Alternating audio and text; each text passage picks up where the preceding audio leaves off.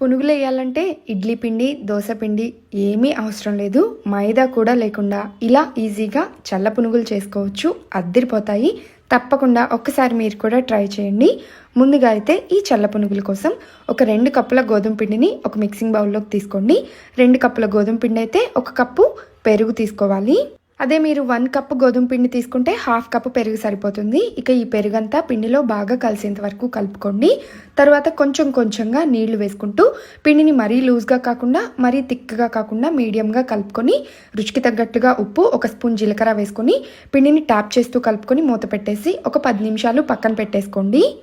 తర్వాత ఒక 10 నిమిషాలు పిండి నానింది కదా, ఇప్పుడు ఇందులో ఒక 1/2 స్పూన్ దాకా లేదా ఒక 2 చిటికెళ్ళు సోడా ఉప్పు వేసుకొని పిండిని బాగా కలుపుకొని ఆయిల్లో ఈ విధంగా చిట్టి చిట్టి పునుగులు వేసుకున్నారంటే అద్భుతంగా వస్తాయి. చాలా బాగుంటాయి. ఓన్లీ గోధుమ పిండి, పెరుగు ఈ 2 మిక్స్ చేసుకొని అప్పటికప్పుడు చల్ల పునుగులు ఇలా చేసి పెట్టండి. ఇంట్లో వాళ్ళందరూ ఇష్టంగా తింటారు. పిల్లలు కూడా చాలా ఇష్టంగా తింటారండి. తప్పకుండా ట్రై చేయండి. మీరు ఉద్యోగం, వ్యాపారం, ప్రేమ, పెళ్ళి ఇలాంటివి ఏ సమస్యలతో బాధపడుతున్నా లేదా మంచి ముహూర్తాలు పెట్టించుకోవాలన్నా, మంచిగా జ్యోతిష్యం చెప్పించుకోవాలన్నా శ్రీ లక్ష్మీనారాయణ గారు చాలా చక్కగా జ్యోతిష్యం చెప్తున్నారు. మంచిగా పూజలు కూడా చేస్తారు.